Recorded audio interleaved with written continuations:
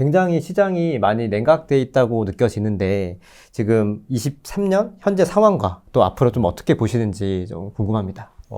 집값이 이제 빠지기 시작했는데, 지난해 정확히는 한 5월부터 하락세를 보인 것 같아요. 그러다가 10월부터 들어서서 하락폭이 좀 커졌습니다. 그래서 월별로 보면. 그러다가 굉장히 많이 빠졌어요. 서울 집값 같은 데는 일부 지역은 30%가 빠졌어요. 네. 집값이 이렇게 단기에 30% 빠진 건 사실 전 처음 봤어요. 아, 처음이에요? 네, 네. 오. 과거에도 사실 이런 적은 없었거든요. 오. 그래서 여러분들이 지금 보시고 있는 상황은 상당히 이례적인 상황이라고 보셔야 됩니다. 저희가 이제 언론에서 보니까 뭐 이렇게 무덤덤해지죠. 그냥 계속 떨어졌다는 얘기만 나오니까 그냥 그런가 보다 하게 그렇죠. 되죠, 사실. 근데 이게 폭이나 속도로 보면 굉장히 이례적인 거예요. 사실 저는 한 20년 동안 봐왔으니까 네. 이런 적은 없었거든요. 그래서 과거에 이제 빠진 적이 있잖아요. 이쪽 외환위기나 그쵸. 뭐 글로벌 그렇습니다. 금융위기? 그렇습니다. 뭐 이럴 때. 그때 뭐 한 6, 7년간 빠진 적이 있는데 사실 이렇게 짧은 기간에 많이 빠진 건 처음이에요.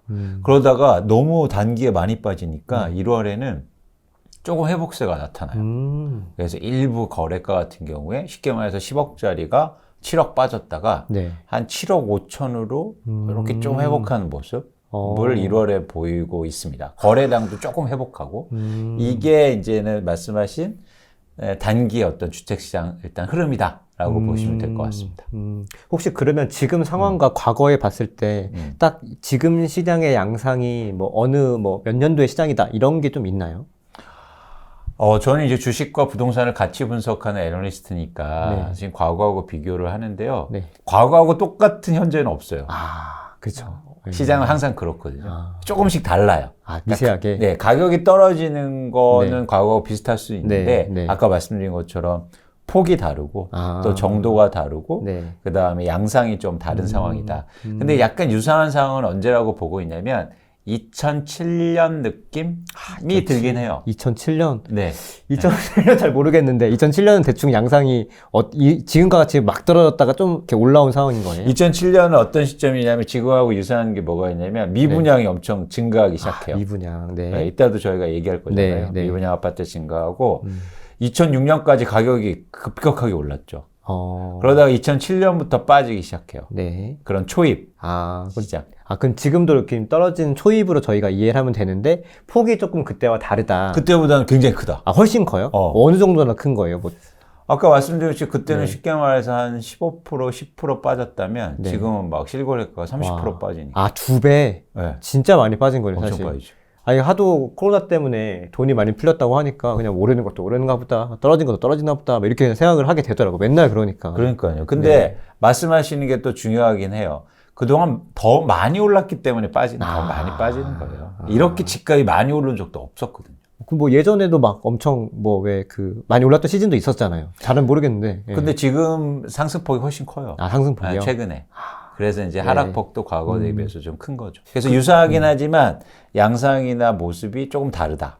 07년과 좀 비교할 수는 있겠지만 조금 뭐 가격 폭이라든지 양상이 조금 다르다. 그렇습니다. 알겠습니다. 방금 아까 초입에 말씀해 주셨는데 그 9월, 뭐 10월 이때쯤부터 조금씩 더 많이 떨어진다고 해주셨잖아요. 10월부터. 네, 그리고 1월에 좀 거래량이 조금 올라오고 다시 조금 뭐 7억에서 7억 5천 이렇게 올라왔다고 해주셨는데 그럼 이제 다시 조금 올라가는 양상일까요? 앞으로는 어떻게 될까요?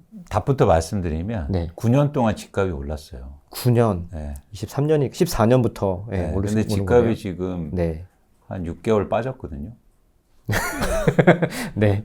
뭐 일부 이제는 뭐 무리하게 집 사신 분들은 웃을 일은 아니시겠지만 그렇죠. 사실은 집값이 뭐 주식처럼 빠졌다가 갑자기 6개월 만에 반등하고 회복하고 이러긴 힘들다. 자산이 크기가 있잖아요. 그리고 그 시장에 참여한 분들이 그렇게 빠르게 움직이지 않아요. 그런 차원에서는 사실은 당분간 하락세가 지속될 수도 있는 거죠. 그런데 하락하면서도 항상 이러잖아요. 변동이. 그렇죠. 그 안에서도 작은 그런 파동기라고 해야 될까요? 그렇죠. 그걸 뭐 요즘 어떤 분들이 뭐 뭐 데드캣 바운스 뭐 이런 말 하는데 뭐 그런 건 좀 그렇게 보지는 않고 그 원래 시장의 모습이 그렇거든요. 이렇게 떨어지는데도 계속 이렇게 변동폭이 있어서 사실 지금은 그런 상황이다. 근데 큰 흐름은 하락 추세를 보일 거다라고 보고 있는 겁니다. 오늘 오전에도 한국은행에서 이제 금리가 발표가 됐고 뭐 동결은 됐습니다만은 여전히 금리가 너무 높잖아요. 예, 금리가 높으면은 아무래도 집값에 좀 영향을 미칠 것 같은데 그거는 조금 어떻게 보세요? 확실히 영향을 미치죠. 뭐냐면 금리가 어디에 영향을 미치냐면 직접적으로는 어쨌든 주택 수요에 영향을 미칠 수 있거든요. 그래서 그 전반적으로 시장의 변화를 일으킬 수는 있는데 가장 중요한 전제는 있어요. 그러니까 뭐냐면 집값이 비싸지 않으면. 집값 가격이네요. 그죠? 가격이 비싸지 않으면 금리 영향을 덜 받을 겁니다. 그렇잖아요. 근데 그렇죠. 지금 가격 수준이 상대적으로 높기 때문에 금리 영향도 큰 거예요. 그러니까 그게 선후 관계에 대해서 여러분들이 좀 정립하실 필요가 있어요. 무슨 얘기냐면 이 가정이 굉장히 중요한 겁니다. 왜냐하면 이렇게 생각하시는 분들이 있어요. 금리가 이제는 덜 오르기 시작하고 기준금리 고정되고 뭐 피봇이 일어나거나 쉽게 말해서 이제 금리가 좀 떨어지기 시작하면 집값 오르는 거 아니냐. 천만의 말씀. 전제가 필요합니다. 뭐냐면 집값이 떨어져야 되는 거예요. 집값이 떨어지지 않고 금리만 떨어진다고 해서 집값이 상승하지 않는단 말이에요. 이해하셨죠? 근데 지금 그 위원님께서 말씀해 주신 게 30%가 떨어졌다고 했잖아요. 그럼 그 정도면 충분히 떨어진 거 아니에요? 근데 제가 전제 드렸잖아요. 일부 아파트가 그렇게 빠진 거고 그리고 거기서 더 빠질 가능성도 충분히 있어 보이는데 전체적으로 봤을 때 아직 이제 안 빠진 곳들이 있으니까 물론 그렇게 막 가파르게 빠진 데는 금리가 이렇게 고정되고 그러면 일부 이제 상승할 수도 있고 이럴 수는 있죠. 그런데 전반적으로 봤을 때 그런 말씀을 드리는 겁니다. 그러면 이런 뭐 금리 하에서는 어느 정도 조금 하락세가 이어지실 거라고 보세요? 그러니까 기간을 말씀하시는 거예요? 뭐 그렇게 저는 그걸 알고 싶어서요. 그러면 조금 편하지 않을까요? 언제까지 좀 하면은 그래도 몇 년까지는 조금 마음 놓고 조금 볼 수 있잖아요, 사실. 뭐 위원님께서 말씀해 주시면 그런 거 좀 알기 어렵나요? 알기 쉽죠. 쉬워요? 네, 알기 쉽죠. 그래서 사실은 우리가 오늘 얘기할 게 굉장히 많은데요. 이제 많이 같이 보시잖아요. 그래서 저는 이제 줄기를 쭉 한번 타봤으면 좋겠어요. 뭐냐면 제일 처음 말씀드릴 게 그러면 그런 전망을 하기 위해서는 한국 집값이 어떻게 변동되는지 변동 원인에 대해서 고민을 좀 해보는 거죠. 변동 원인? 지금 같이 화면을 좀 볼 게 있는데 첫 번째는 뭐냐면 요거 보세요. 요게 최근에 2010년부터 그리고 현재까지 주요 아파트 서울의 단지의 가격을 제가 조사해 드린 거예요. 실거래가. 특히 많이 떨어진 곳. 와, 엄청 떨어졌네. 그리고 많이 거래된 곳. 유명한 아파트들이 많죠. 근데 막 많이 떨어진 게 30%, 40%도 있고 이러죠. 최근에 좀 회복했죠. 그러네요. 이런 모습이죠. 그래서 전반적으로 이런 모습이에요. 저게 A랑 B가 뭐 시점이에요? A는 뭐냐면 최고가 대비해서 최저가. 그리고 B는 뭡니까? 최근가. 최근에 조금 반등했으니까 이게 이해하셨죠? 이해했습니다. 이게 근데 많이 떨어진 서울의 아파트들이에요. 많이 거래된 게 많이 빠졌습니다. 이 단지들의 공통점을 하나 보이는 게 혹시 있으세요? 유명한 아파트? 큰 맞아요. 아파트? 맞아요. 그거. 큰 아파트. 어때요? 맞았습니다. 세대수가. 되게 굉장히 크네요. 많죠. 엄청 많죠. 세대수가 많으니까 상대적으로 절대 거래량도 많고 가격의 등락폭이 컸죠. 그래서 저희가 이것만 보면 어떤 결론이 가능하냐면 대단지가 많이 빠졌고 거래가 많이 일어나면 많이 빠졌구나 라고 예상할 수 있어요. 근데 다음 주 한번 볼게요. 이 아파트들도 사실 대단지 아파트입니다. 엄청 큰 걸로 보이는데. 그리고 유명한 아파트예요. 본 적 있어요. 근데 하락폭이 어때요? 아까보다? 조금 작은데요? 그렇죠. 자, 요 차이가 뭘까를 아시는 게 핵심이에요. 뭐야? 아니 왜? 뭐야? 조금 힌트를 좀 주시면 좋을 것 같은데. 한번 생각해보세요. 왜 어떤 아파트는 많이 빠지고 뭐 어떤 아파트는 덜 빠진 거예요? 똑같이 대단지고 똑같이 유명한 아파트고 똑같이 좋은 아파트인데 이 답을 찾으면 저희가 전망을 할 수 있어요. 뭐가 차이 있을까요? 어렵죠. 진짜 모르겠네요. 저도 한참 고민하고 그러니까 이런 걸 아는 거예요. 여러분들이 뭐 저한테 집값 얼마나 빠져요? 그리고 언제까지 빠져요? 사실 이거보다도 여러분들이 집값의 변동 원인을 아시는 게 되게 중요합니다. 그리고 왜 지금 시장이 변화하는지 원인을 아셔야 되잖아요. 숫자를 보고 데이터를 보고 분석을 해야죠. 부동산을 유일하게 아마 애널리스트 중에 제가 이제 얘기하는데 여기 나와서. 네. 근데 한번 보자고요. 숫자로. 그리고 현황 파악을 정확하게 해보자고요. 왜 어떤 아파트는 많이 빠지고 왜 어떤 아파트는 덜 빠졌을까? 뭐야? 궁금해. 그러니까 이게 흥미로운 게 뭐냐면 차이가 엄청 차이 나요. 이거는 보면은 뭐 한 20%대가 많은데 이 전에는 막 30-40% 빠진단 말이에요. 40이 지금 두 개나 그쵸? 있으니까. 근데 이거를 지역별로 구분해 보면 송파구와 네. 그리고 강동구가 많습니다. 많이 떨어진 아파트들에. 근데 이 공통점을 찾아보면요. 이거예요. 강동과 송파가요. 전세 가격이 훨씬 더 많이 빠졌어요. 근데 어떤 가정이 가능하냐면 전세가 빠지니까. 네. 많이 빠지니까. 전세가 빠지니까 어떻습니까? 전세를 낀 투자자들이 먼저 판 거예요. 그러니까 지금 강동과 송파가는 쉽게 말해서 갭 투자들이 많은 거예요. 갭 투자들이 많으니까 전세 가격이 빠지니까 매매가 더 많이 빠진 거죠. 그래서 지금 결국에는 향후에 집값의 하락폭을 결정하는 건 뭐다? 전세 가격이라는 거예요. 근데 왜 송파랑 강동만 전세가 많이 빠져요? 그거는 지금 이제 강남에 입주가 많아지고 있거든요. 네. 그럼 강남에 전세 살지. 강남, 그쵸. 걸로 가야지. 그러면 송파에서 이런 데서 이동할 수가 있다는 거죠. 상대적으로. 네, 거기보다는 사실은 쉽게 말해서 약간, 그러니까 자격차가 나기 시작하니까. 조금 더 싼 지역, 그러니까 비싼 데인데 싸지니까 걸로 이동하는 그런 거예요? 그렇죠. 네. 그래서 여기가 전세가 빠지고 또 매매도 빠졌다. 그렇죠. 그러니까 전세가가 중요한 변동 요인이 됐고 쉽게 말해서 아까 덜 빠진 아파트들은 전세가가 덜 빠졌다는 거예요. 근데 그것도 결국 그렇게 또 영향을 미치지 않아요? 강동이랑 송파가 이렇게 되면 또 그럴 수도 있죠. 이렇게. 그럴 수도 있죠. 그래서 우리가 찾고 싶은 거는 중요한 건 지금의 집값을 움직이는 거는 뭐냐면 전세 가격이라는 거예요. 그게 키구나 일단. 그렇죠. 지금 그렇죠. 이번 한 분기에서 딱 지금 분석하신 게 그런 거네요. 그렇죠. 그렇죠. 전세를 보면 되겠네요. 그렇죠. 그러면. 그런데 요거 한번 보세요. 왜 전세가가 영향을 미치냐면 이게 우리나라 다주택자 순 증감입니다. 그러니까 다주택자는 뭐예요? 투자 목적으로 집을 사는 사람들이에요. 그렇죠. 네. 근데 잘 보시면 2015년, 16년, 17년도에 다주택자가 엄청나게 많이 증가했잖아요. 막 15만 원, 16만 원씩 16만 명이 다주택자가 됐으니까 그건 뭐냐면 집을 한 채 더 살 때 갭 투자를 해놨잖아요. 그렇죠. 전세를 끼고 산 사람들이 15, 16년, 17년도에 굉장히 많았다는 거예요. 그렇구나. 근데 이 사람들이 전세를 내놓으면서 그동안 계속 갖고 있었잖아요. 근데 이게 전세 가격이 떨어지니까. 이제 전세를 돌려줘야 되는데. 그렇죠. 그렇죠? 그럼 압박이 갈 수 있겠다는 거죠. 근데 공교롭게도 사람의 심리라는 게 이런 성향을 갖고 있습니다. 손실 회피 성향을 갖고 있어요. 즉, 내가 산 가격보다 밑에는 절대 안 팔아요. 그건 좀 어렵지. 네. 너무 싫잖아요. 그러긴 힘들어요. 아니면, 그때까지 버텨요. 뭐냐면, 그 경매 들어오기 전까지는. 그 버틸 수 있을 때까지 버틴다는 그 의미네요.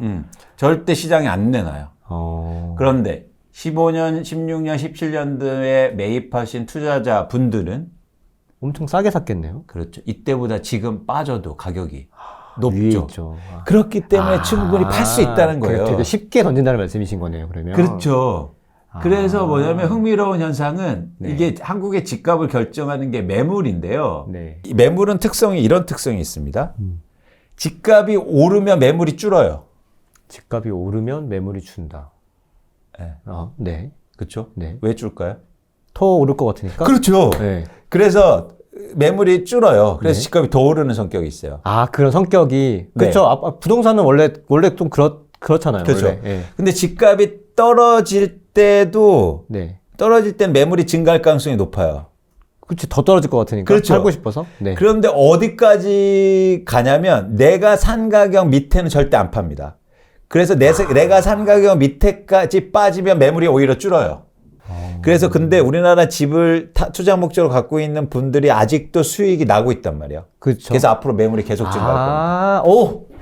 깨달았어요. 그러면은 저 다주택자들이 산 가격의 평균을 딱 내면은 그게 아마 그분들의 기대 매도가가 될 거고 거기까지 빠지겠네요, 가격이 그러면. 그렇죠. 그러면 바닥이 오는 거죠. 아, 그게 바닥이구나. 네네. 그렇게 저희가 전략적으로 판단하는 겁니다. 그래서 중요한 건 뭐다? 여기서 두 가지가 중요한 건데, 하나는 뭐냐면 지금 말씀하신 거. 그런 가격대를 파악하는 거. 두 번째는 뭐냐면 전세 가격이 어떻게 될 건가. 전세? 아, 그러네요. 전세 가격이 트리거잖아요. 내가 집을 갖고 있는데 네. 투자 목적으로 갖고 있는데 전세 가격이 안 빠지면 왜 팔아요? 굳이 뭐 급하지 않으니까. 아니, 그리고 전세로 네. 갖고 있으면 금리 영향도 없단 말이에요. 그렇죠. 뭐 상관없으니까 나는. 그렇죠. 네. 왜냐면 네. 내가 은행에서 돈 꾼 게 아니잖아요. 그렇죠. 그냥 그 세입자분이 무이자로 주신 거니까. 네, 맞아요. 금리 영향이 없었어요. 맞아요. 근데 전세 가격이 빠지면 영향이 있는 거란 말이에요. 그래서 이제 전세 가격을 전망하는 게 되게 중요합니다. 근데 최근에 전세 가격이 굉장히 가파르게 빠지고 있다는 거예요. 이걸 보시면 이게 월간 실전세 가격 변동률인데요. 네. 월간으로 해서 2%가 이상 빠지고 있어요. 2% 정도면 뭐 어느 정도 느낌인가요? 그럼 1년 하면 거의 24%, 25%가 빠진다는 거예요. 이거 2.7% 이렇게 수도권은 빠지면 30% 이상. 장난 아니네, 진짜. 전세 가격이요.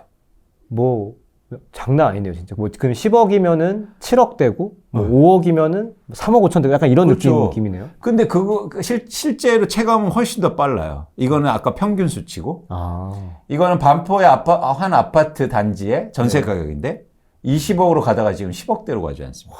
50%가 빠진 거예요. 근데 왜 저렇게까지 50%까지 빠진 거예요, 전세가? 그건 뭐냐면 근본적으로 그동안 전세 가격이 많이 오른 것도 원인이지만. 네. 지금 아주 원초적으로 입주 물량이 많기 때문이에요. 보시는 것처럼. 근데 저희가 그냥 최근 상승장 때도 많이 들어왔던 게 서울에 입주가 없다. 뭐 공급이 부족하다. 막 이런 얘기가 되게 많았잖아요. 이게 입주는 이런 특성이 있어요. 그러니까 입주 시장에 영향을 미치는 건 말씀드린 것처럼 임대차 시장이잖아요. 네. 근데 서울의 그동안 입주 물량이 지속적으로 뭐 증가했다가 감소하는 상황이었어요. 그런데 생각해 보세요. MC님이 이렇게 서울에 전세를 살고 있는데 집주인이 입주 물량 없은 거 딱 알고 전세가 올라달라고 그랬어요. 네. 그러면 어떻게 선택사항이 뭡니까? 돈은 없어. 돈 없어요? 돈을 준비하려고 MC님 돈 있는 거 아는데 네. 없다고 가정해. 오케이. 네. 네. 돈 없어요? 없으면은 더 맞춰서 뭐 나가야죠. 거기 더 싼 데로 가거나 이동하거나 뭐 그래야죠. 그렇죠. 집 비워줘야지. 그러니까 뭐냐면 그것처럼 사실은 가격이 오르면 임대차 수요는 탄력적으로 움직인단 말이에요. 그래서 네. 서울의 입주 물량이 줄어도 서울의 전세 가격이 안 오를 수가 있단 말이에요. 못 움직이면 그렇죠. 그냥 올려줘야죠. 그렇죠. 못 움직이면 올려줘야죠. 근데 움직일 수 있단 말이에요. 그게 임대차 시장의 수요는 네. 상대적으로 공급보다도 가격에 수요가 탄력적으로 움직인다고 표현을 가격이 씁니다. 더 중요하다는 거네요. 그러니까 수요가 움직일 수 있다는 거죠. 네, 그래서 서울의 입주 물량이 중요한 게 아니라 그래서 수도권의 입주 물량이 중요한 거예요. 하긴 저도 만약에 돈이 없으면 수도권까지 뭐 지하철 타고 나갈 수 있으니까 거기까지 그렇죠. 가격을 탄력적으로 말씀하신 대로 그렇죠. 움직일 수 있겠네요, 지역을. 요즘 아침에 광역버스 수도권에서 올라오는 거 보면 네. 못합니다. 꽉꽉 차서. 그 이유가 뭐냐면 그렇기 때문이에요. 맞아. 근데 지금 수도권의 전체 입주 물량이 이것처럼 누적 물량으로 엄청나게 많단 말이에요. 그러니까 입주 물량이 많은 거예요. 서울이 없어도 수도권이 많기 때문에. 그래서 전세 가격이 떨어질 수밖에 없는 거죠. 또 하나 뭐냐면 네. 이 임대차 시장의 전세 공급의 특징을 꼭 아실 필요가 있어요. 특징, 전세 특징. 네. 네. 공급의 특징. 전세 공급의 특징. 수요는 특징이 아까 뭐라고 말씀드렸어요? 탄력적이다. 움직일 가격이. 수 있다. 예. 집주인이 너무 나를 푸시하면 사실 내가 이사를 할 수 있다는 거죠. 그렇죠. 이사할 수 있다. 네. 옵션이 있다. 네. 근데 공급은 어떻습니까? 예를 들어서 이것처럼 전세 가격이 떨어져요. 네. 그러면 일반적인 재화는 어떻게 해야 돼요? 공급을? 해야죠. 아니, 가격 떨어지면. 가격 떨어지면 공급 멈춰야죠. 그렇죠. 그래야 멈춰야지. 올라오니까. 그래야 올라올 테니까. 네, 맞아요. 근데 전월세 공급은 그럴 수 있습니까? 그냥 나오면 비비면 그냥 공급이 되는 거니까. 그렇죠. 네. 그리고 그게 가능하려면 내가 새 아파트가 생겼을 때 그걸 비워놔야 되는데. 그렇기는 힘들어요. 너무 비싼데요? 힘들죠. 네. 그래서 공급은 반대로 가격 대비해서 공급이 비탄력적이에요. 그러네, 진짜. 네. 그래서 다르네. 완전 다르네. 공급이 많으면 다르네. 가격 하락폭이 큽니다. 반대로 입주 물량의 공급이 적어지면 네. 그러면 가격 상승폭이 큰 거예요. 쉽게 말해서 가격이 오른다고 해서 갑자기 공급이 증가하는 건 아니잖아요. 그렇죠. 그렇기 때문에 비탄력적이라고 말씀드렸기 때문에. 네. 그래서 사실은 입주 물량이 이렇게 많으면 전세 가격이 크게 떨어지는 거예요. 탄력적인 것과 비탄력적인 거에 따라서 가격이 오르고 떨어지고 또 차이가 있겠네요. 굉장히 중요하죠. 그래서 전월세, 임대차 시장에서의 전월세 공급은 굉장히 비탄력적인 특징이 있어요.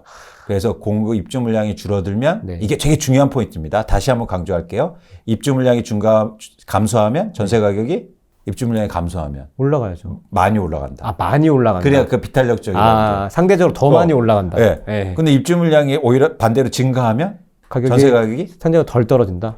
많이 떨어진다. 왜? 근데 이게 제가 조금 헷갈렸던 게 여기는 비탄력적이고 여기는 탄력적이잖아요. 그러니까 공급에는 탄력적이야. 그리고 수요에는 비탄력적이잖아요. 아니죠. 다시 한번 네. 정리해 볼게요. 이거 여러분들 들으시면서 네, 다시 한번 배우겠습니다. 네. 그러니까 용어가 탄력적이라는 건 뭐냐면 쉽게 움직인다. 네. 그렇게 움직인다.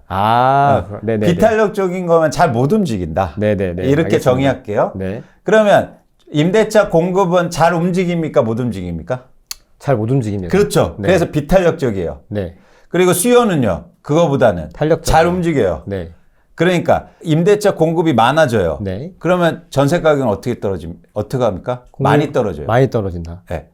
공급이 많이 되면? 네. 많이 떨어지지. 네. 당연히 많이 떨어지지. 네. 탄력적이니까. 잘 움직이니까. 아니요. 공급이 비탄력적이니까 공급을 줄일 수가 없으니까 가격이 떨어져요. 네. 이해했어요.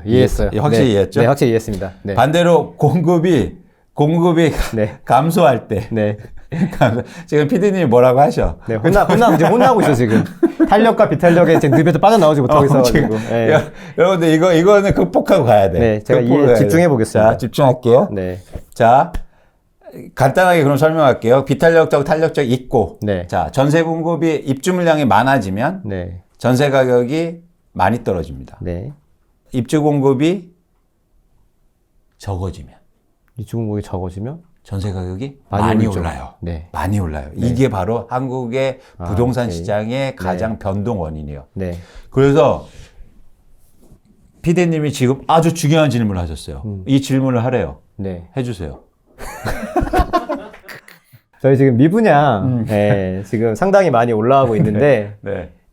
정부가 미분양 통계를 냈더라고요. 네. 평균이 뭐 언제부터 7만 호? 이라는 그 숫자가 냈던데, 네. 지금 이거 어떻게 봐야 되나요? 그렇습니다. 왜 갑자기 이 미분양 얘기가 중요하냐면 네. 다 얘기하고 나면 여러분들이 하실 거예요. 네. 잘 보세요. 이 그래프 한번 보시죠. 최근에 미분양이 급증하고 있습니다. 네. 굉장히 시장의 리스크죠. 위험 요인이에요. 네. 그런데 저희가 좀 길게 보자고요. 네. 자, 미분양이 증가하면 건설사들은 어떻게 할까요? 안 지워야죠. 그렇죠. 그래서 이 그래프 한번 볼까요? 이거 보시면 공급을 줄이고 있어요. 이 주황색 그래프가 줄이고 있어요. 올해 많이 줄 거예요. 미분양이 이 회색 그래프가 증가하니까. 과거에도 그랬죠. 그랬네요. 과거에도 반대로. 미분양이 증가하니까 네. 공급이 줄죠. 네. 당연하죠. 네. 건설사들이 용가리 통뼈입니까? 안 팔리는데 어떻게 많이 지워요. 네. 공급이 감소하죠. 공급이 감소하면 어떤 일이 벌어져요? 전세가가 올라가요. 아니 거기까지 너무 빨리 가지 말고. 자, 공급이 감소하면 다음 단계가 뭐예요? 공급 감소하면요? 공급은 분양이에요. 분양이 감소하면. 분양 감소하면. 그 중간 단계가 있잖아요. 입주 물량이 줄어들죠. 그렇죠. 이거 보세요. 요거예요. 요거 분양 물량이에요. 회색이. 네. 과거에 분양 물량이 줄었죠. 네. 그러니까 요 까만 그래프 입주 물량이 어떻습니까? 내려가네요. 줄죠. 그 다음이네요. 한 타임이. 그렇죠. 이걸 필요로 해야죠. 자, 입주 물량이 그러면 줄어들면 다음 단계는 뭐예요? 그 다음에 전세? 그렇죠. 예스. 보세요. 입주 물량이 줄어드니까 전세 가격이 매년 10%씩 올라가죠. 올라가네. 전세 가격이 올라가면 또 어떻게 된다? 근데 아까처럼 공급이 비탄력적이니까 전세 가격이 올라간다고 해서 갑자기 전월세 공급이 이루어지지 않잖아요. 네, 그러니까 이렇게 10%씩 막 올라요. 전세 가격이. 엄청나게 오르죠. 네. 이렇게 올라가니까 또 뭐가 증가합니까? 투자하는 사람이 또 생기는 거예요. 갭 투자가. 다시. 네.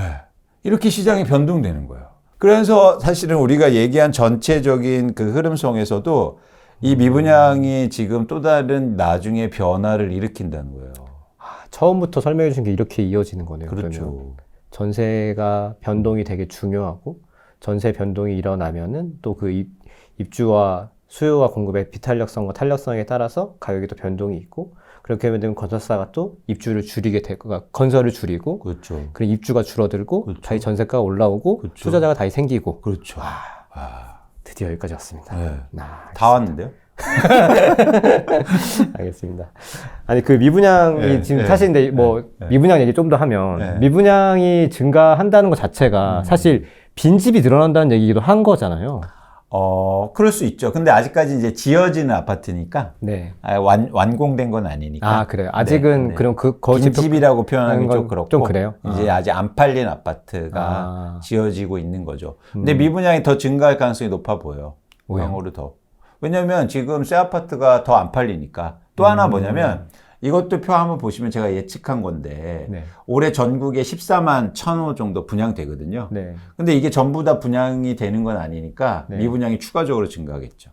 그래서 제가 올해 예측하는 게 한 10만 호 정도 예상되거든요. 10만 호? 네. 더 많이 미분양이 더 계속 엄청 늘어나는 거네요, 많이. 그렇죠, 그렇죠. 그러면 이게 지금 이렇게 되면은 어떻게 나중에는 되는 거예요? 10만 호까지 늘어나게 되면 시장에는 어떤 영향을 미치게 돼요? 이제 여러 가지 영향을 미치는데 아까처럼 가장 극명한 영향은 10만 호가 우리가 관심을 가져야 되는 거는 뭐냐면 10만 호 늘어나니까 공급이 준다. 이게 사실 향후의 시장의 또 변동 원인이 되니까 이게 중요한 거고 10만 호로 증가하면 쉽게 말해서 건설사도 힘들어질 거고 거기에서 대출해준 뭐 금융권도 힘들어질 거고 여러 가지 힘들게 되겠죠. 그래서 근데 또 미분양이 이렇게 증가하면 미분양은 뭐 산업적으로 영향을 미치잖아요. 그래서 정부 정책이 빨라질 거예요. 그래서 막 지금 규제 완화책 막 나오고 있잖아요. 그래서 규제 완화책이 좀 더 공격적으로 나올 수도 있고 빨라질 수 있겠죠. 알겠습니다. 그 미분양 관련하면 꼭 나오는 그런 댓글들인데 우리나라 아무래도 인구 감소된다 앞으로 그런 얘기가 되게 많잖아요. 인구 감소되면 조금 더 이런 미분양 문제들이 더 심화되거나 그러지 않나요?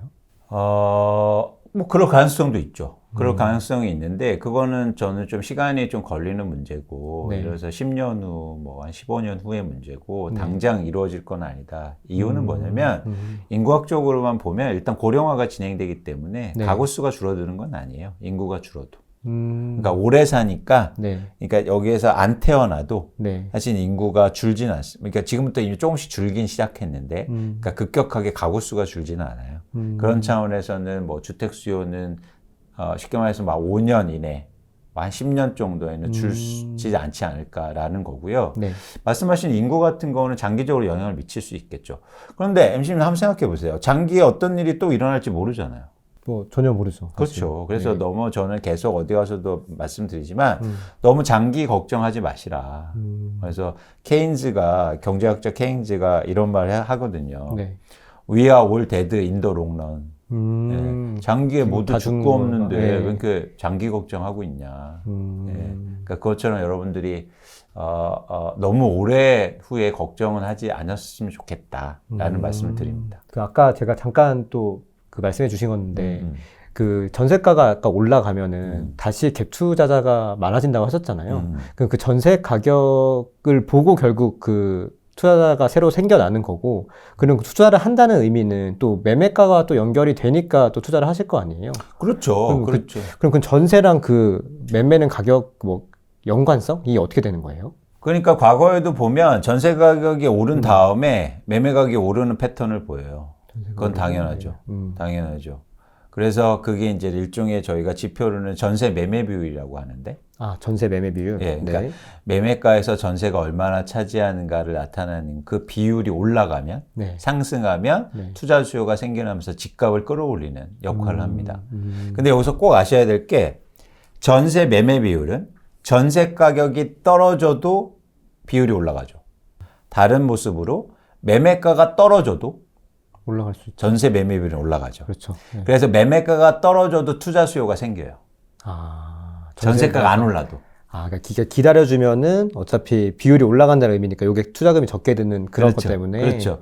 그래서 아주 초기에 투자하시는 분들은 매매가는 떨어졌는데 전세가가 안 오를 때 합니다. 그 다음 투자자들은 이때 당황해서 전세가가 오를 때 하고, 그리고 꼭 막판에 이제 비싸게 집을 사시는 분들은 전세가도 오르는데 집값이 더 많이 오를 때 집을 사요. 그게 대표적으로 2021년도였죠. 아, 맞아. 2021년도에 네. 안타까운 현상이 일어나는데요. 네. 뭐냐면 무주택자가 100만 명 이상씩 집을 사요. 100만 명? 네.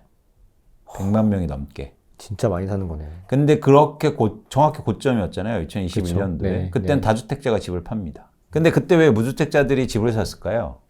더 오를까봐 무서워서 많이 샀던 것 같아요. 그렇죠. 근데 그 당시가 그런 상황이었어요. 전세가도 오르는데 집값이 오를 때. 그러니까 내가 지금 전세 살고 있잖아요. 맞아요. 내가 전세 살고 있는데 전세는 계속 올라.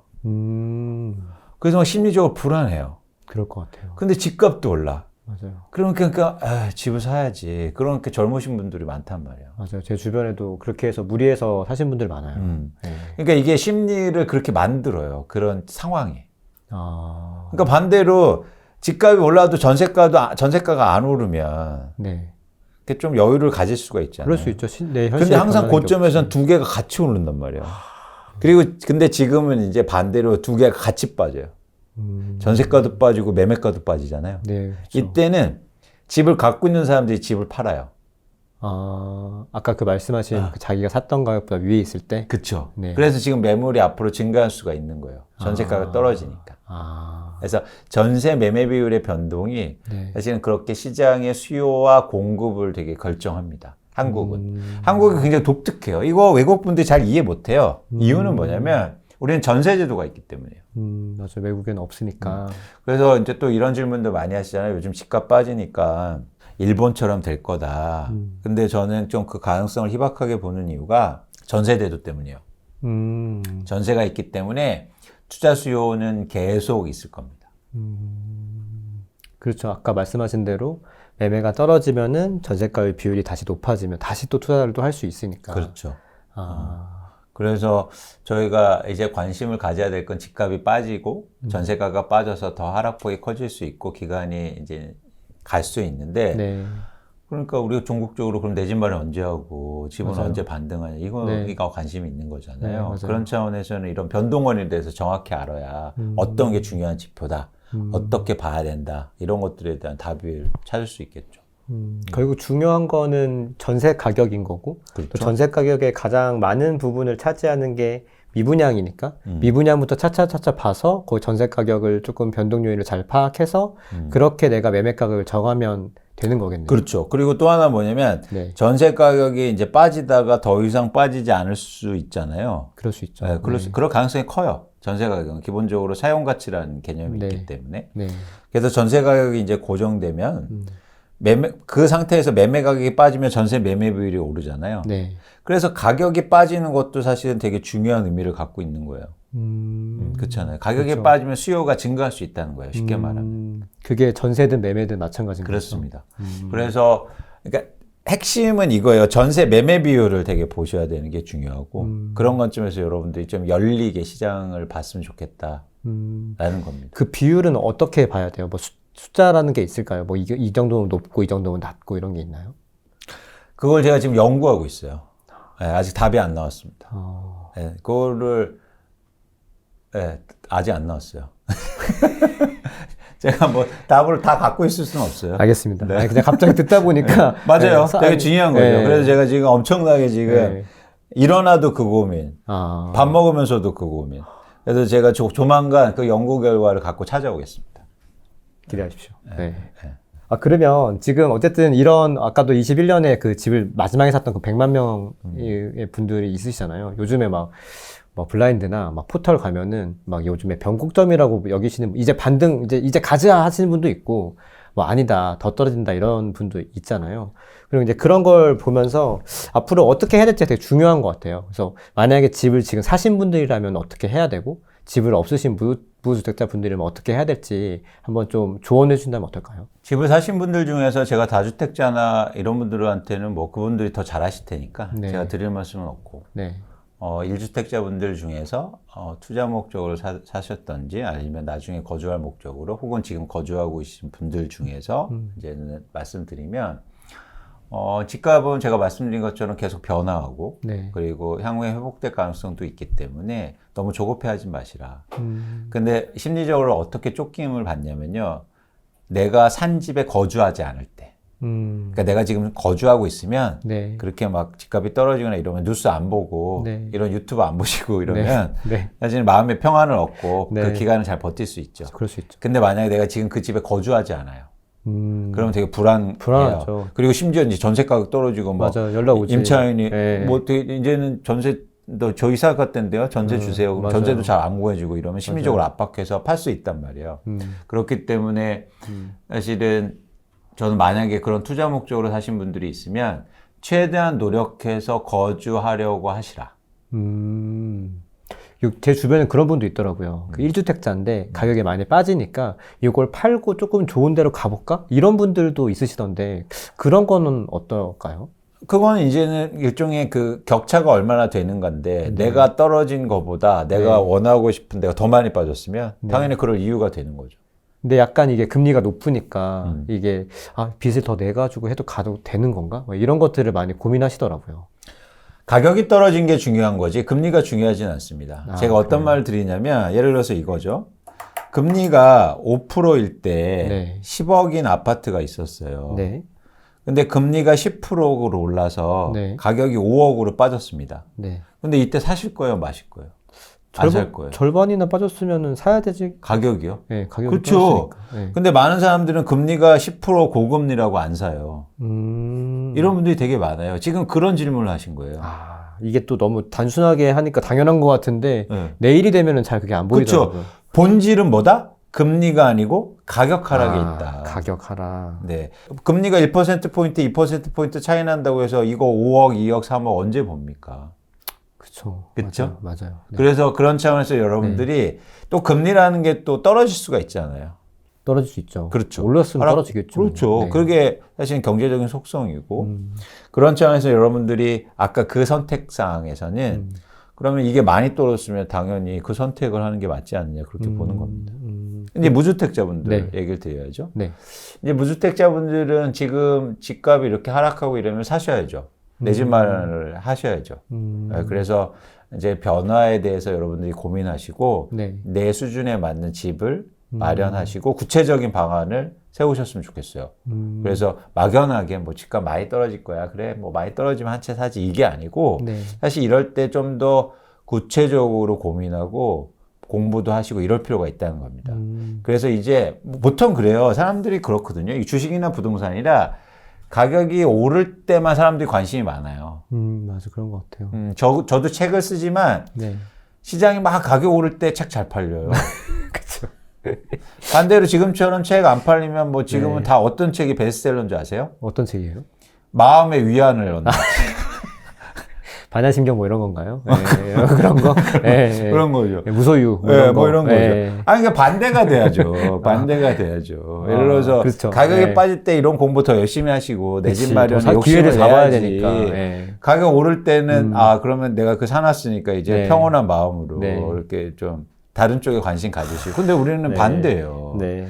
그러니까 여러분들이 지금은 좀 더 뭐라 할까 또 의미 있게 그리고 열심히 고민하실 때다. 그리고 이번 기회에 조급해하실 필요는 없다. 대신 너무 뭐 집값이라는 게 아까처럼 6개월 만에 뭐 반등하고 뭐 앞으로 계속 오르고 이렇지 않다. 본질을 알면 여유가 생기니까 여유를 가지시고 여러분들이 내 집 마련을 꼭 하셨으면 하는 생각입니다. 지금 이제 금리가 여전히 아직 이렇게 높기 때문에 시장 분위기가 지금 뭐 조금 바뀔 수 있을지 아니면 현재 상황이 어떤지 한번 데이터로 한번 좀 볼 수 있을까요? 그러면 여러분들이 체감적으로 느끼실 게 이거 한번 볼까요? 네. 이거는 뭐 팩트니까 이건 그냥 제가 잠실 파크리오의 30평대의 실거래 가격 변화 추이를 네. 보여드린 겁니다. 네. 근데 보시면 2021년도에 급격하게 상승하잖아요. 네. 지금 이렇게 빠진 상태로 여기서 이렇게 왔다 갔다 하고 있어요. 뭐 20, 30% 이렇게 빠진 건데 네. 전반적으로 이런 추세를 좀 보이고 있다라는 게 현재 상황이죠. 그런데 이건 뭐냐? 원인이 뭐다? 아까처럼 말씀드린 것처럼 투자 목적으로 내가 집을 사놨는데 전세 가격 하락하고 금리가 인상되니까 집을 빨리 파는 게 좋겠다라는 분들이 나타나기 시작해서 이런 변화가 있는 거죠. 또 하나 흥미로운 건 뭐냐면 대신 거래량은 계속 감소하고 있는 거예요. 파는 사람이 그렇게 많지는 않습니다. 7건밖에 없잖아요. 그러네요. 그러니까 오를 때도 마찬가지긴 했어요. 오를 때도 이렇게 비싸게 산 사람이 35건밖에 없었어요. 근데 언제 거래가 많이 됩니까? 저희가 이 전에는 안 그랬는데 요 전에가 훨씬 더 이제는 많이 되거든요. 아까 네. 말씀드렸듯이 뭐 2016년, 17년, 18년 이때 그런 분들이 지금 집을 파는 거죠. 그때보다도 가격은 우위에 있으니까. 맞아, 그러네. 네. 네. 저 거래량 보통 뭐가 많고 뭐가 적은 거예요? 어떻게 판단할 수 있어요, 그건? 그건 그냥 이런 흐름이에요. 100건 됐다가 70건 됐으니까 이거 어떻게 된 겁니까? 주는 거죠. 70건 됐다가 35건? 어쨌든 전반적으로 거래량이 줄고 있는 거죠. 아. 그래서 데이터를 보실 때 절대 기준이 있는 게 있고 네. 사실 이렇게 플로우로 판단해야 될 게 있어요. 아. 그러니까 예를 들면 제가 이런 비유를 많이 하는데 우리가 아이를 키우는데 아이가 초등학교에서 수학 점수를 맞아왔어요. 네. 근데 70점을 맞아왔어요. 네. 이거 칭찬해줘야 됩니까? 혼내줘야 됩니까? 아, 이게 좀 애매하죠. 그 친구가 뭐 전에 몇 점을 받았는지 모르니까. 바로 그거예요. 지금 똑같은 거예요. 저한테 질문하신 거예요. 그건 기준이 없네요, 그러면. 이게 과거에 너 중요하네. 어땠어? 그 친구가, 우리 아이가 네. 50점 맞다가 70점 맞으면 뭐라고 해야 돼요? 엄청 칭찬해줘야죠. 야, 너 진짜 최고야, 짱이야. 네, 그 어린아이들은 알죠. 과장해서 칭찬해줘야 되는 거. 네, 그죠. 얼굴에 막 맞아요. 이러면서. 네. 근데 100점 맞다가 70점 맞으면, 아이, 잘해라. 이렇게 하죠. 세상을 보고 여러분들 투자로 판단할 때도 그렇게 플로우로 판단하는 게 중요합니다. 근데 꼭 이렇게 이렇게 하시는 거예요. 지금 비싸, 안 비싸? 절대 기준이 뭐야? 이게 됩니까? 안 되잖아요. 그러네요. 근데 아까 그것도 말씀하셨잖아요. 이게 이렇게 플로우로 판단하는 것도 있지만 절대적인 것도 있다. 이렇게 말씀해 주셨잖아요. 그런 건 뭐예요? 그런 지표가 있어요? 있습니다. 이래서 이런 거죠. 뭐 한국에 투자하는 사람들이 얼마나 될까를 비교할 때 네. 서울의 지역별로 볼 때 서울의 자가 점유율, 내가 보유한 집에 사는 비율이 네. 43% 정도 되거든요. 지금 현재요? 네. 근데 울산은 68%예요. 엄청 높네요. 그러면 누가 더 투자하기 좋은 동네입니까? 서울? 그렇죠. 그렇게 네. 판단하는 거예요. 그때는 그 기준에서. 그거는 저량 관점에서 상황을 판단하는 거. 근데 대부분의 여러분들이 관심 가야 될 건 이런 유량 관점, 변화 관점에서 지표를 읽는 게 중요합니다. 절대 기준은 없어요. 삼성전자 주식이 5만 원이 비싼 거예요? 6만 원이 비싼 거예요? 10만 원이 비싼 거예요? 뭐 느낌상 10만 원이 비싼 거죠. 그죠? 네. 근데 이렇게 하기 힘들단 말이에요. 네. 왜냐면 10만 원인데 과거에 뭐 12만 원에서 10만 원이 그러면 됐어. 안 되지. 그러면 안 되죠. 네, 그래서 그러면 안 과거의 되죠. 흐름인 거예요. 네. 네, 이해하셨죠? 네네네. 그래서 투자에서는 꼭 유량 네. 관점, 즉 이게 흐름이 어떻게 되는 거지? 이걸 판단하시는 게 되게 중요해요. 근데 지금 들으시면 그럼 그렇게 다 생각하지 누가 해? 근데 여러분들 혼돈을 굉장히 많이 한단 말이에요. 맞아. 왜냐면 저는 오늘만 사니까. 그죠? 옛날에 삼성전자 10만 전자 간다고 막 이럴 때 가자 외쳤죠, 그때. 그 애널리스트나 래퍼들이 뭐가 나온지 아세요? 뭐가 나왔어요? 애플보다 싸다. 그래서 더 간다. 네. 9만 전자 이렇게 갈 때. 더 오른다.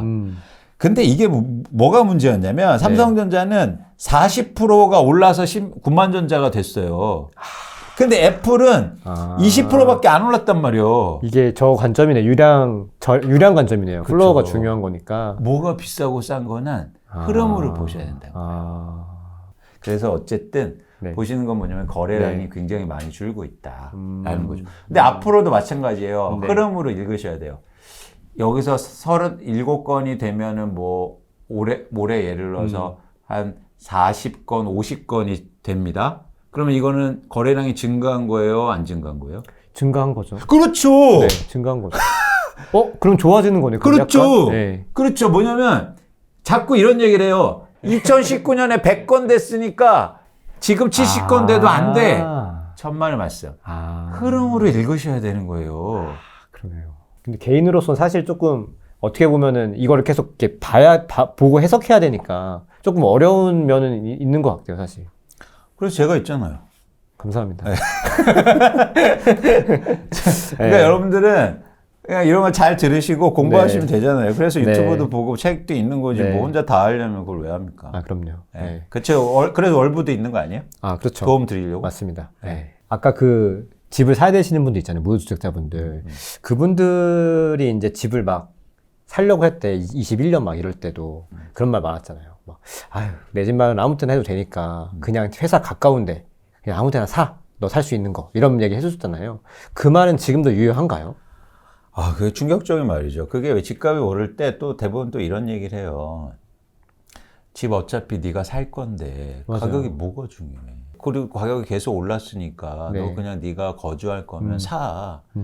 언제보다도 뭐가 중요해. 맞아요. 그래서 직주근점 얘기하고 맞아요, 뭐 또 맞아요. 교육 얘기하고 네. 막 난리 났어요. 맞습니다. GTX 얘기하고. 네. GTX 지금 어떻게 됐습니까? GTX가 뭐 멈췄어요? GTX 건설 안 해요? 하죠. 근데도 GTX 지역들 지금 거의 뭐 30-40%다 빠졌단 말이에요. 그러네요. 그러고 보니까. 그러니까 뭐냐면 두 가지가 여기서 문제가 생긴 건데 첫 번째는 뭐냐면 세상을 사용 목적으로 보지 말라. 내가 쓰려고 보니까 가격이 상관없이 돼버리는 거예요. 내가 쓰는 물건에 대해서 가격에 대해서 크게 저희가 관심 없어요. 어차피 쓸 건데. 이렇게 생각한단 말이죠. 필요한 건데. 네, 그렇죠. 절대 그래서 특히 부동산 시장이나 이렇게 볼 때 시각을 투자 관점에서 보시라. 투자 목적에서 볼 때는 부동산에서 중요한 건 뭐냐면 언제 사느냐입니다. 언제? 뭐가 아니고. 무엇이 아니라. 이런 고민들을 적절하게 하시는 게 되게 중요했어요. 그런데 그냥 맨날 사람들 나와서 뭐 살 건데 어때요? 내가 살 건데 그냥 빨리 사세요. 오늘이 제일 싸요. 내가 거주할 거니까 아무 때나 사도 좋아. 회사 근처에 사러. 회사 근처에 사. 이거 뭐 대출 받아서 사. 금리 싸잖아. 그래서 저희가 산 거예요. 그렇죠. 그러니까 제발 사용 목적으로 세상을 바라보지 마라. 그러니까 그래서 투자의 관점으로 보면 내가 쓸지라도 내가 거주할지라도 투자의 관점으로 그 물건이나 부동산 시장을 보시면 좋겠다라는 말씀을 꼭 드리는 거죠. 물론 한 가지만 보는 것도 리스크예요. 막 언제 사야지 이것보다도 어차피 이제 거주하는 목적도 있으니까 밸런스 있게 언제와 무엇을 이렇게 밸런스 있게 여러분들이 보셨으면 좋겠다 그런 생각을 합니다. 알겠습니다. 근데 그러면은 이제 그분들도 말씀해 주신 것처럼 시장의 변화를 바라보면서 조금씩 현금을 모으고 계실 건데 그렇게 현금 모으면서 지금 기회를 엿보시는 분들이 하면 안 되는 뭐 그런 것들이 있을까요? 하면 안 되는 건 두 가지가 있는데요. 역설적인 건데 하나는 뭐냐면 마음을 너무 조급하게 갖지 마세요. 그래서 예를 들어서 지금 최근에 막 집값이 막 30% 빠지다 아까 보시는 것처럼 조금 반등한다고 그래서 내가 또 집 못 사는 거야? 막 이렇게 조급한 마음을 갖게 되거든요. 그래서 그렇게 너무 조급하지 말고 아까처럼 본질적으로 전세 가격이 빠지고 뭐 이런 시장의 변화가 계속 일어나는 한 단기간에 시장은 변동되지 않는다. 그게 시장의 본성이다. 그래서 너무 조급해하지 마시라는 말씀을 드립니다. 두 번째는 무주택자 분들은 또 이런 기간에 마음이 여유로워질 수가 있어요. 그렇죠. 계속 떨어질 거니까. 그러니까 아까 상반된 거예요. 하나는 조급한 마음이 있는 반면 하나는 또 편안한 마음이 있습니다. 왜 편안한 마음이 생기냐면 전세가가 떨어지니까. 맞아요. 그러니까 이제는 집주인이 제가 이런 말씀 요즘 많이 드리는데 집주인이 이제 전화 와갖고 아이고 저기 어디 뭐 불편한 데 없어? 내가 수리 좀 해줄까? 욕실? 이렇게 하는 거예요. 혹시나 이사 갈까 봐. 잘해주는 거네요. 그렇게. 그리고 전세 가격 많이 내려달라고 할까 봐. 그쵸. 겁나니까. 그래서 사실은 이게 집주인이 전세 가격도 떨어지고 임대인분들이 잘해주기 시작하면 어떤 마음이 드냐면 편안해지잖아요. 그렇죠. 그럼 집 천천히 사면 되겠네. 뭐 여기서 오래 살지 뭐. 이렇게 해서 또 여유로울 수 있단 말이에요. 맞아요. 그래서 그러면 내 집 마련을 또 마냥 못할 수가 있는 거죠. 제 주변에는 심지어는 그런 분도 계셨어요. 집주인이 연락 와가지고 월세 주겠다고. 떨어진 그 전세금만큼 해가지고 이걸 시장 이율보다 더 쳐줘가지고 월세 주겠다. 그걸 여월세라고 하는데. 여월세. 그걸 요즘 증가하고 있습니다. 여월세가 증가하고 있어요. 그런 분들이. 근데 사실은 그게 저는 퀘스천이에요. 그거 돈을 빨리 갖고 있는 게 중요하지. 그 돈을 묶여서. 그죠? 빨리 내 집 마련 하려면 그 돈들도 사실 필요하잖아요. 갑자기 어떻게 될 수 있으니까. 그러네요. 바로 행동을 해야 되니까 기회가 있다가. 그렇죠. 그래서 여러분들이 너무 상반된 마음인데 하나는 너무 조급해하지도 마시고 너무 또 여유롭게 행동하시도 마셨으면 좋겠다는 말씀을 드립니다. 이건 뭐 무주택자 분들한테 말씀드리는 거예요. 마지막으로 지금 같은 하락장에서도 어쨌든 지금 말씀해 주신 대로 시장의 변화를 읽고 꾸준히 공부하시는 분들이 계시잖아요. 그런 분들이 꾸준히 공부할 수 있도록 한마디 해주신다면 네, 어떤 게 있을까요? 제가 몇 가지 여러분들이 하셔야 할 일들을 제시해 드릴게요. 첫 번째는 무주택자분들한테 드리는 말씀입니다. 특히 젊은 무주택자분들, 저희 월분 30, 40대 분들 보시니까.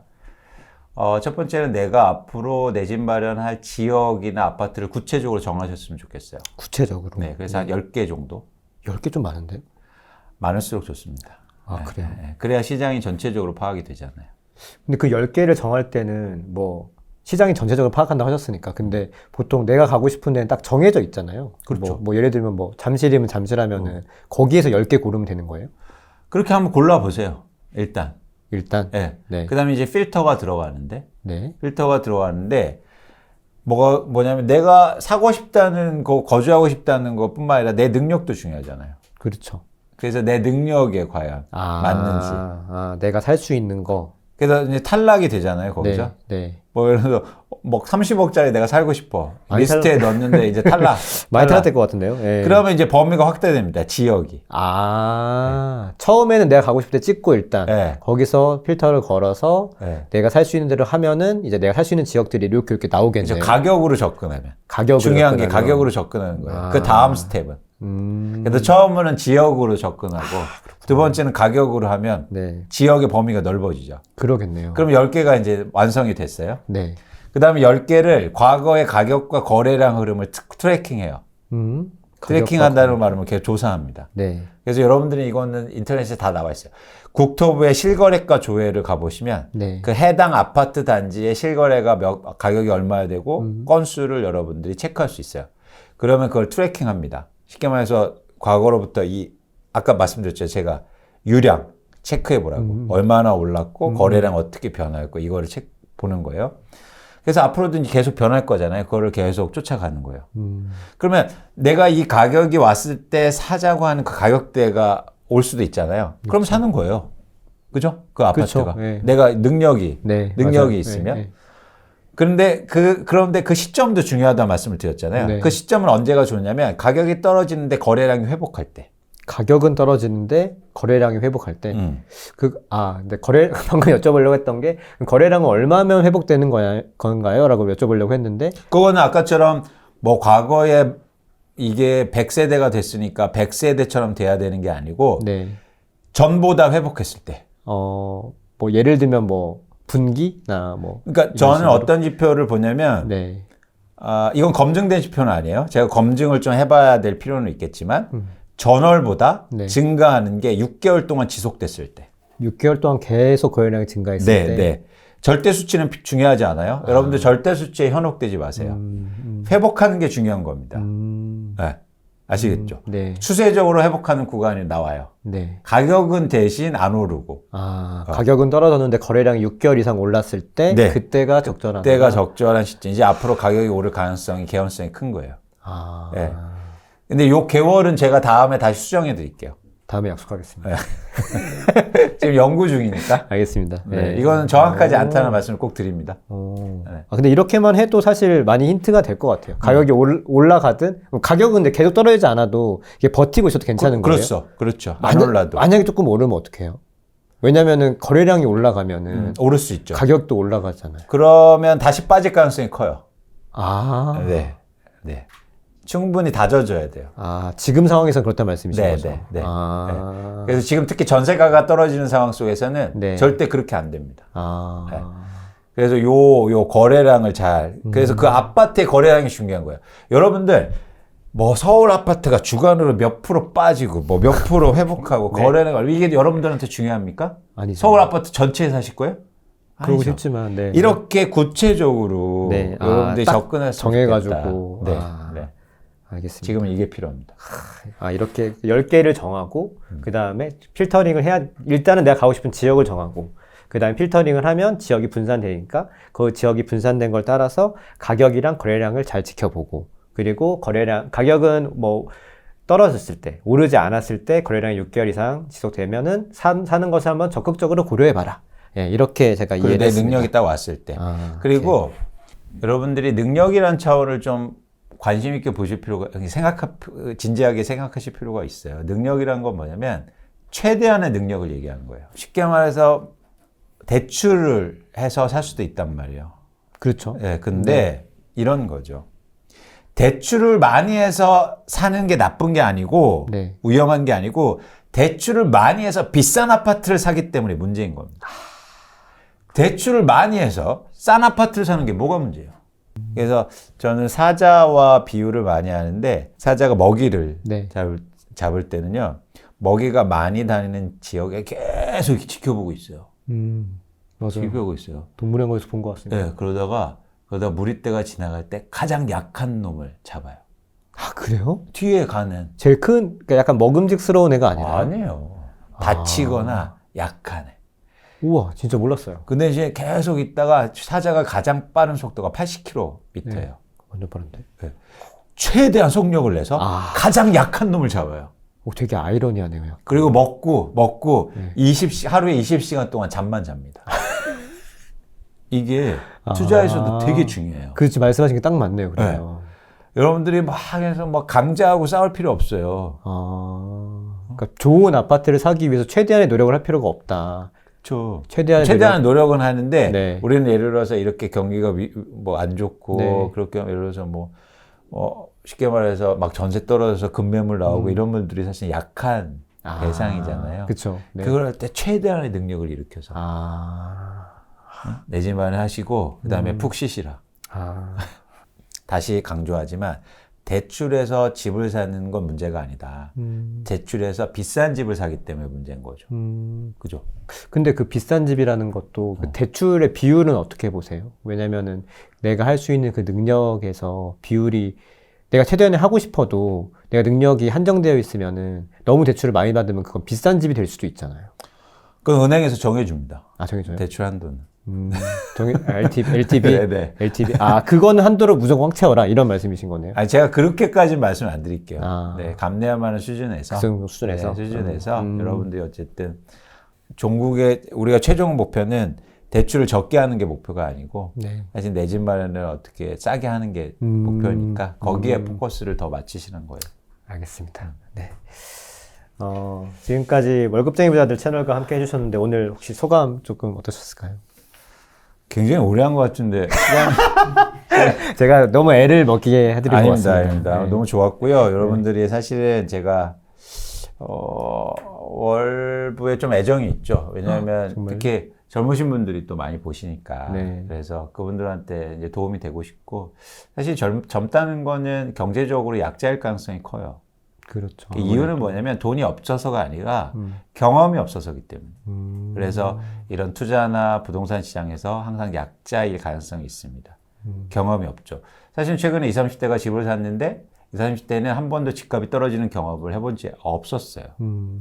최근에 다시 처음 경험하는 거죠. 맞아요. 고통도 클 거고 그렇기 때문에 잘못된 결정을 할 가능성이 높아요. 그래서 약자예요. 그래서 저는 어쨌든 그런 분들이 많이 보실 것으로 예상하고 오늘은 좀 뭐랄까 소탈하게 그리고 제가 드리고 싶은 말씀을 좀 허심탄회하게 말씀드렸습니다. 너무너무 감사합니다. 지금까지 이광수 수석연구위원이었습니다. 감사합니다. 고맙습니다.